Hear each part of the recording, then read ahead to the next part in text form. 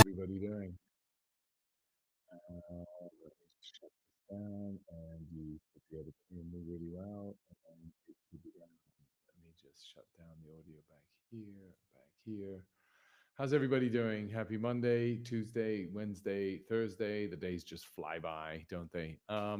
Yeah, look, we did a Spaces on Tuesday. How did you guys like that? Was that good? Let me know in the likes. We had a huge attendee, some 40,000 people listening in. So it was a really big show for us. Let me know how you liked it. Did you like it? Give me a thumbs up. And by the way, if you're not subscribed, liking, following, and getting the alert buttons going on this channel, please do so now. Smash the likes buttons, as everybody says. And I'm going to say it here as well. But yeah, follow, like, smash, please. You know what to do. It helps us with the discovery. Obviously, it helps promote the Truth Network and all the things that the team at Truflation is doing. So please do that. And let's get started. Rock and roll. Yeah, Truflation Week, right? It came out on Wednesday yesterday, 8:30 a.m. Eastern. And guess what? Truflation spot on again, right? So we shared with you our insights, our analysis, and I'm going to share with you the presentation that you would get if you are a subscriber. So if you are not a subscriber, for $60 a month, you can get real alpha in a lot of these things. And actually, if you stake 5,000 truth tokens, you get an extra 20% discount on that. So check that out. They've now just launched that feature. It's live. It's going live. If it's not already live, check it out. But here's the presentation that you would get and the report with all the different insights. But right here, right up front, yeah, this is April. Oops, I need the May forecast. Where's the May event? It is M5. Sorry, I'm in the wrong report, so I gotta find the right report. That's pretty. But yeah, we were right here again, 2.3%. And now we're gonna find you the May report. File open. This was April. In April, it was 2.3. It went up to 2.4. I'm sure you all saw that. And again, spot on. Truflation hits the number, right? So M4, I need the M5. M5 here. Where is it? Come on, baby. Here it is. There you go. Here, not April. It's the May. So look, we have such good insights. You would have had 2-3 months. Big advantage. And anyway, here you go, right off the bat, you can see here 2.4%. Market was between 2.2 and 2.8. A lot of people came in at 2.5, but they got it wrong. Why? Because they're using outdated old data sets. So yeah.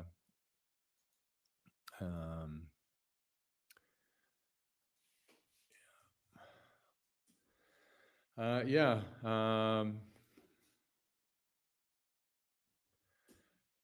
Food and energy are experiencing continued de-acceleration, so slowing down in terms of the growth.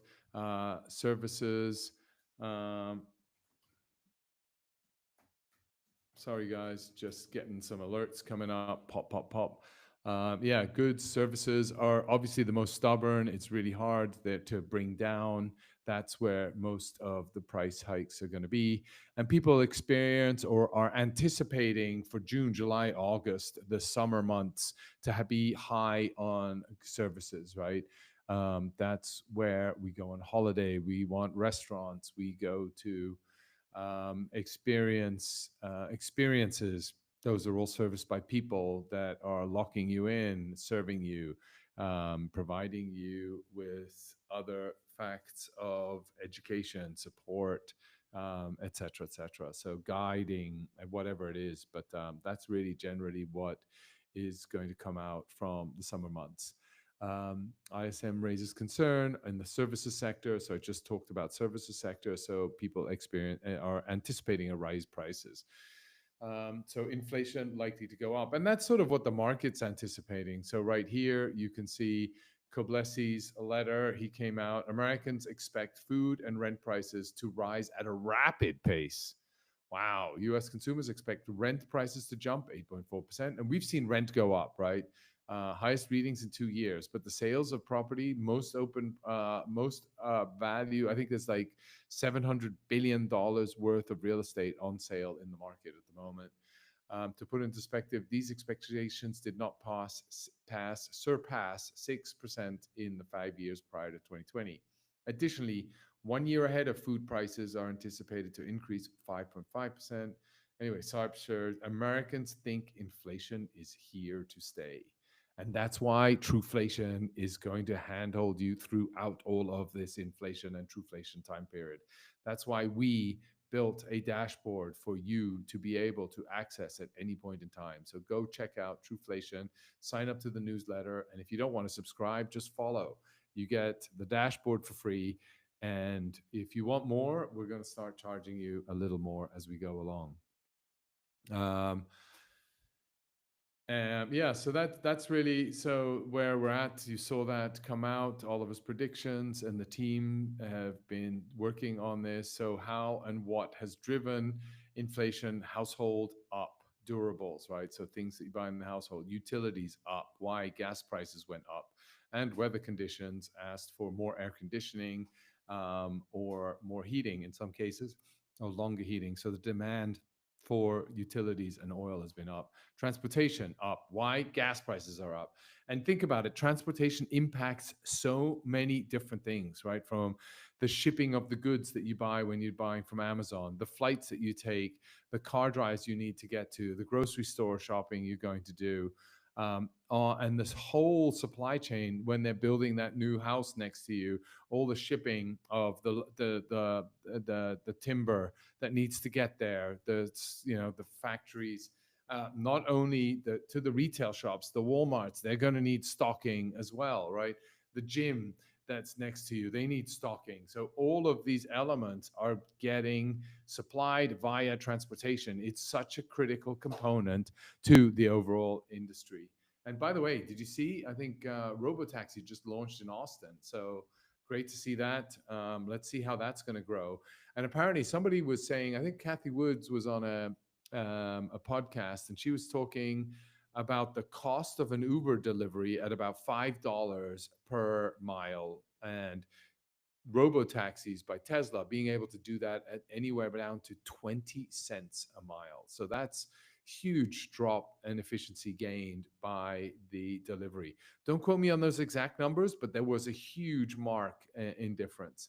Housing up, rent. We saw rent. You heard about rent. We see that happening. Food has come down. So the price of food has been holding pretty steadily, a little bit up month on year, but generally holding pretty steady. And comms really also broadband access coming holding a little bit. But here there's a lot of uncertainty in the market, and we're seeing that volatility all across. We saw it in the crypto today, but that might also be because of Tehran and Iran being able to have nuclear weapons, and nobody wants nuclear weapons, and that doesn't seem to be going well. But global trade is growing. You can see here the World Container Index. So shipping is going up. The cost of shipping is moving up. So people are getting ready for the summer, or this might be pre-tariff shipping that people are doing. So the demand for shipping before the rise of tariffs or the implementation of tariffs took place. That's really what's happening here. So you can just see, I mean, read this here, could translate into $4,000, $4.9 thousand job loss. So that could be an impact there. Spending could drop. Recovery in consumer due to tariffs hold. Interest rates unlikely to shift. So a lot of people don't think interest rates are going to shift. There is a counter cyclical concept now that especially we saw that Jerome, Trump said he will not fire Jerome Powell. Why is that? Why is that? Why will he not fire? Will he drop interest rates? Maybe not 1%, but he might drop it a bit more. And if we go over to Polymarket, remember we go over there and have a look at how we can play. And last time you saw huge odds, right? So if you say no change, 97% of the market thinks no change. But if you put on a 50 basis point change and you put in a $10 bet, you're going to walk away with $2,500 on the off chance that that happens. I'm not saying do this. I'm saying do your own research. And if you have appetite, if you have $10 to spare, don't buy that Starbucks coffee tomorrow. Go spend it here because you get an upside of 2,500. And I'm sure your odds here are going to be better than if you put it into a lottery ticket. And let's say if I change it to a 25% basis points decrease, you're still walking away with $400. So could be interesting.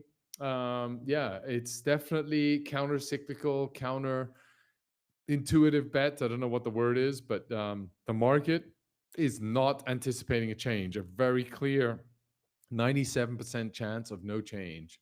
But I don't know. This comes out at a very suspicious time. What do you guys think? Let me know. Do you guys think we're going to see a drop? What do you think?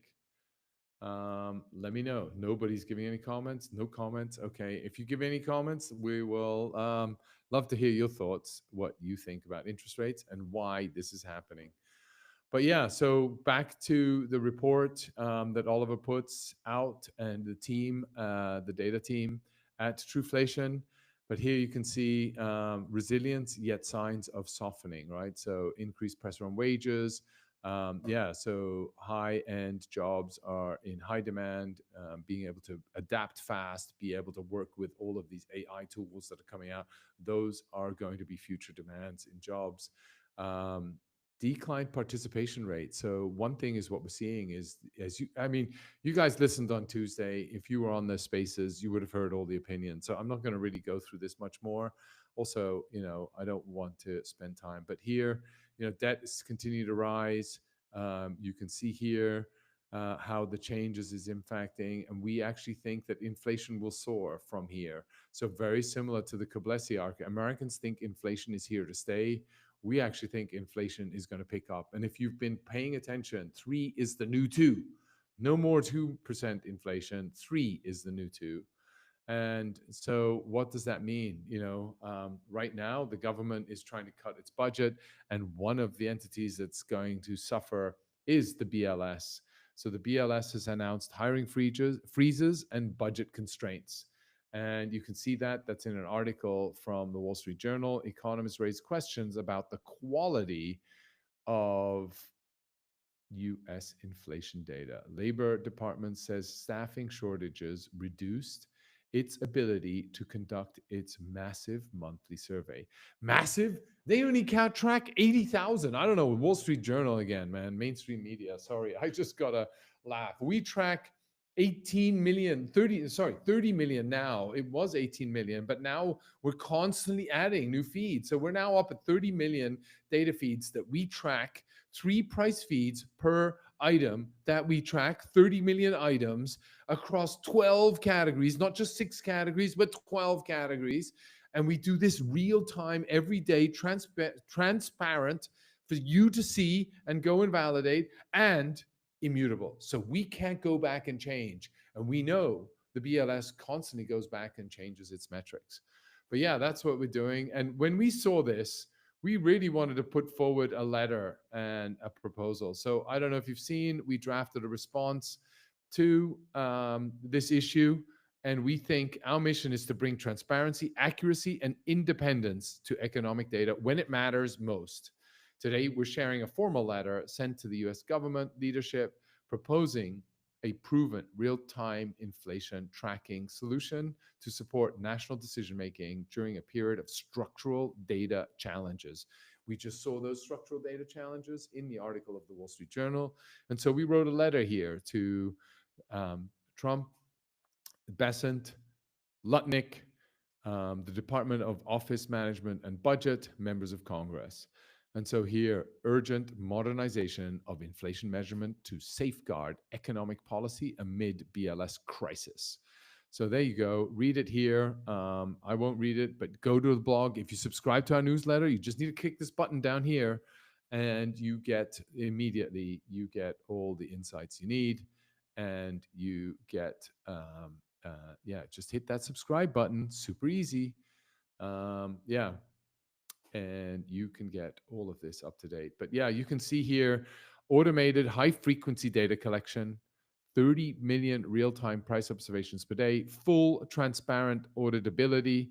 I don't know if you can see that, guys. It's pretty small on your screen, but yeah, let me see if I can blow this up a little bit. There you go. Successful government integration. So we've already done this with Argentina. We are working very closely with their Department of Commerce to bring consumer retail prices on chain. And so what was that path forward? We built a bit of a roadmap, right? So we can supplement the index in a pilot so that you can have Truflation alongside the BLS. And the BLS obviously can review. We can create a unique task force with collaboration, Department of Commerce, Office of Treasury. So we have all the relevant participants in the room defining the methodology and agreeing a modern methodology that leverages all the data sets that are on the Truth network. And then have a transition period. What would that look like? How would that transition take place? Communicating that, and what's at stake if we do nothing, right? And so, yeah, we can get this up and running in 30 days, we believe. It just depends on the methodology and updating the methodology. And I think the advantage now is you can leverage all of those data sets and use the methodology that can be developed in partnership with everybody. And boom, the data's already there. We can set that up in about 30 days and get it off the ground. Yeah. That's sort of pretty much the letter that we wrote. And yeah, so please emphasize this, share this with your community, with your local district, and however, to better bring. And look who we partner with. You can see up here right now, we partner with Penn State University to launch groundbreaking housing reports. So we're constantly driving that innovation needle to bring you better, transparent, and immutable, accessible data associated with the economy. And that's what we try to do, and hope you like that. And you can see how good we've become, right? So you can see here, this is our analysis over time, how we've gotten better and better and better at the actual slowing down our data sets, integrating it from the 30 million items to the 80,000 that get tracked, consolidating it from across 12 categories into the 6 categories that the BLS use. All of these elements we're doing now, and we're doing this really good. You can see we've gone from a 0.14% deviation to 0.06 to now 0.03. That's 99.97% accuracy in terms of our prediction. And just to give you a flavor of how difficult that is, here is investing.com, and they put a chart together on what is the actual number and what is the forecasted number. So you can see everybody's getting it wrong all the time. Not Truflation. Truflation gets it right. And so we're pretty proud of that. Team have been working relentlessly, tirelessly to, number one, give you a Truflation update. And remember, this Truflation update that you get is 45 days ahead of what you experience when you try and wait for the BLS numbers. So we're 45 days ahead. And if you actually look at Truflation at the benchmark, you can actually go and see that we are now at 1.9% in Truflation. So that's the Truflation number. And so if you just correlate and we update every day, as you all know, 1.91%, but we update every single day, right? So you can see that here. And look, where we started picking up was in April. April, we were down at the bottom. So 45 days later, May is 1 month, 30 days, mid June, it started going up. And so, guess what? We're going to see another uptick in inflation next month. This hasn't changed yet. We've only just plateaued now, which we'll experience later after the summer months. So let's see how this goes and what the updates are going to be over time. But we've been seeing a continuous increase since April. So, given the fact that we're again 45 days ahead of the BLS, using Truflation gives you alpha and gives you areas that you need to bet on today to know how to hedge against inflation. And so we're building out products. We have a whole mission to build out financial products associated with the Truflation Index. So stay tuned. We're working really hard. It takes long, man. Yeah, because number one, we need to go to where the markets are that are sophisticated enough to understand and be able to trade on these kinds of products and have the infrastructure ready to do that so we can learn what infrastructure they have, how it works, how do we apply that and translate that to the crypto world and enable trading of futures associated with inflation swaps. What is that? How do we get interest around that?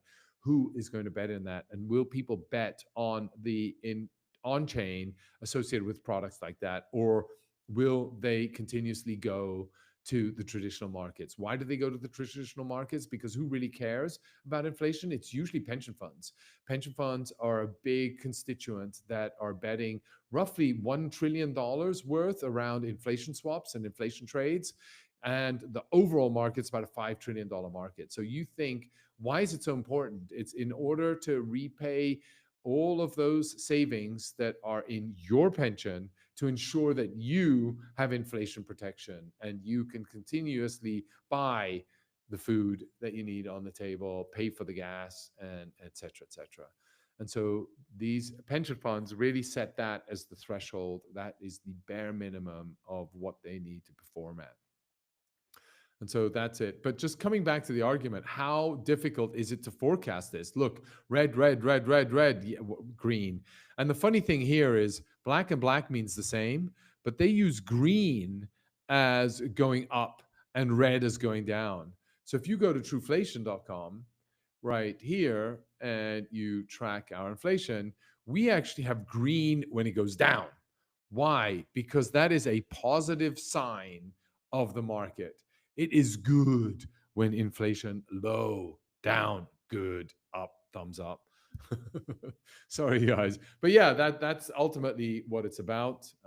Yeah, so yeah, that's really how difficult it is, and we are really good at actually forecasting well. And you can see here 0.0, no deviation. Okay, March, we got it a bit wrong. No deviation, no deviation, no deviation. December, November, right? So out of the last 1, 2, 3, 4, 5, 6 prints, we've gotten it right all of the time. I mean, if you go back, March, it was in February. Okay, February we usually always get it wrong because in January they change the methodology and we need time to collaborate. But since then, we've pretty much got it accurate all the time with very little deviation. So excited to share that and let me know your thoughts around that. The other thing, again, busy. We're busy, busy, busy. We're building, building, and growing. We're really focused on delivering that. Some of you have asked for the Treasury wallet and why I didn't respond in the community fast enough. I've just been on a 1-month road trip. For those of you that follow me and follow our show and subscribe, will know that.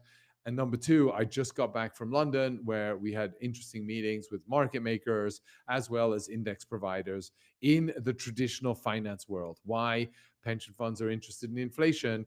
Truflation is the true source of truth. Truflation is 45 days ahead of inflation from the BLS or the ONS as it's called in the UK. And yeah, so we're really busy on doing that. And so I am personally a bit slower sometimes as we are running around from meeting to meeting and back to backs. But we're here. We try to do as much as we can to continue engaging and sharing with you what you're up to. But the other thing that the team launched is the Truflation Bitcoin Purchasing Power Index. What is that? Fancy name. Well, that is basically what it says, right? So we have a basket of items that you can see here across agricultural products, precious metals, and energy. Where's our oil? Oil, crude oil, energy, right? So they're working through the organization and the presentation of this. But yeah, you can actually see that we take the agricultural products, the energy products. Energy is about 60% of the total basket. So if you take 48 plus 7 on natural gas, and then coal, where's coal? Coal is about 3%. This is based on the pink sheet that is defined by the World Bank in terms of what are all the commodities the world needs. Here you can see the fact sheet and you can see the breakdown of it. So here, this is what it is, latest readings. You can see the breakdown and the composition. It's composed of 15 key global commodities across energy, agriculture, metals, weighted in by economic significance to reflect Bitcoin's real world value. And so what we've done is we've created this basket, tagged it, priced it, and highlighted how many of these baskets Bitcoin can purchase over time. And so what you see here, Bitcoin can buy the world's commodities. You today can buy 180 baskets of the world's commodities with one Bitcoin. Oil, 60% of that would be in oil. 60% of that would be in 7% would be in gas, etc., etc. So you can see that breakdown. So what you need in the real world to survive: energy, commodities, food, metals to build buildings, cars, etc. All of those are in this basket, and this goes up over time. And so, yeah, pretty excited with this. We're going to do a lot with this.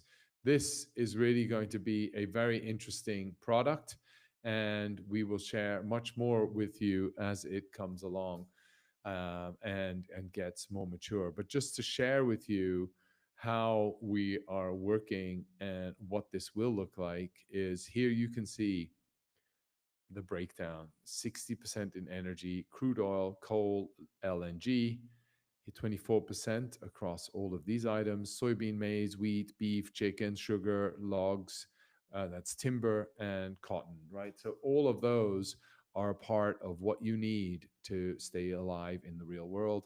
You need aluminum, iron, copper. Those are our core metals that we need every day. That's about 12% of the whole basket. And then 4% is in precious metals, right? We need gold, platinum, silver, all super helpful. And then so here you can see what's the price of the basket. It's about $75 here. Well, this was until the date that we launched it, January 23. And so now you've got the updated version, right? So you could only buy 50 baskets. And today, this is in 2023.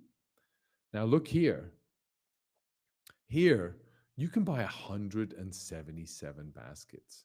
So if you hover over here, Truflation BPI shows how much of the commodity basket you could buy with one Bitcoin. 177 baskets you can buy now with one Bitcoin versus 50 2 years ago. Look at that. So that's why you're seeing everybody purchase, especially Bitcoin national reserves, countries buying and hoarding and growing their Bitcoin portfolio in order to be able to afford future products and items. So that's really what's happening right now. And we have just launched that. And so go check it out, subscribe, like it, let us know your comments. If we can improve it, we will improve it and get that going, right? But so check that out. That is pretty good to come. And yeah, we're excited about that, right? The other index that I think is really exciting and seems to resonate a lot is our EV index, right? We saw, and I talked to you about the robo taxis. They just launched. The commodities seem to have bottomed out over here around, let's just go back the last month. So you can see they've bottomed out around here around these EV baskets. So again, this is EV basket. We now need to price these in Bitcoin. So you will see this being priced in Bitcoin, not just in dollars. And why? I don't know if you saw this, but check out this car. This is here. I'm going to play this. You check. Automaker is making profit. I don't think Chinese automaker is making profit. I'm gonna show you something around 19K. The base model even cheaper, around 15K. This car is from Cherry, all-wheel drive with 210 horsepower. Wow, the design I think is pretty square. All right, I think let's have a look at the interior. I like this color. Okay, wow.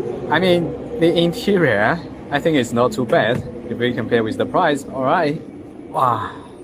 All right, the dashboard, we have this very big screen. Thanks Cherry for keeping the physical button. I'm gonna show you something even cooler. So this thing is a pickup version. All right, I think it's more aggressive if we compare with that one. Wow, I think the cargo area is not very big. Oh yeah, you have a Pikachu sitting over there. I think I prefer the pickup version. So what do you guys think? So just think about it. $19,000 for this electric car. And that maybe the pickup version's a bit more, $21,000, but that's really what the prices are coming out at. Okay, the Chinese don't have FSD yet, and they won't be able to scale this around the world as quickly, but they're bringing out really good products and at very competitive prices. So, yeah, I think what Michael Arouet said here, wow, 19,000 for this Chinese car. Our thoughts and prayers are with Western car makers.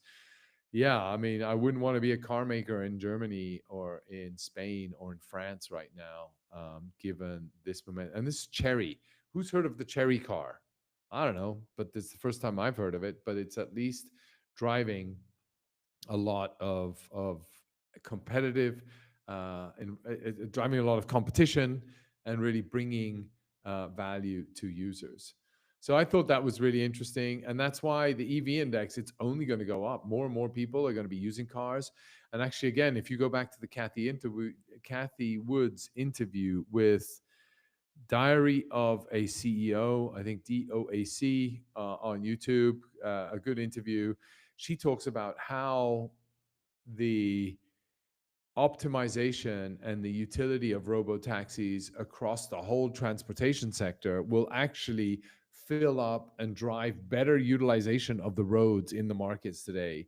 And so ultimately, we're going to see a huge growth of electric vehicles, even though you might not get the incentives that you had in the past, and those have been canceled in the big, beautiful bill. But yeah, either way, you look at that, prices are going up slightly in the commodities, so demand for EVs will go up. And once you go EV, you never go back. I told you that already. I've witnessed that. I was not a big EV guy, but once I went in, I had the Ford Mustang Mach E, amazing car, super acceleration. But Tesla and the ludicrous mode is unbeatable, man. That is like a rocket ship. You're sitting in there, the G forces. It's actually really hard to control the car. But yeah, amazing. So once you experience that and the buttons, the screens, the self driving, it's just such a joy to drive that car. Yeah, that's pretty much it. Any comments? Smash the likes. Please subscribe, follow us. We'll be back on Tuesday. Let me know if you like this cadence twice a week. Does that work for you? What would you like us to cover next Tuesday? Let me know. I know a lot of you in the community bring up chats and questions. We'll try and address some of those. But also, let me know what you think and what else we could bring out in this show. Thank you, everybody. Have a great Thursday. I'll see you next Tuesday. Hope you enjoyed the show. Thank you, everybody. Happy weekend. Bye for now.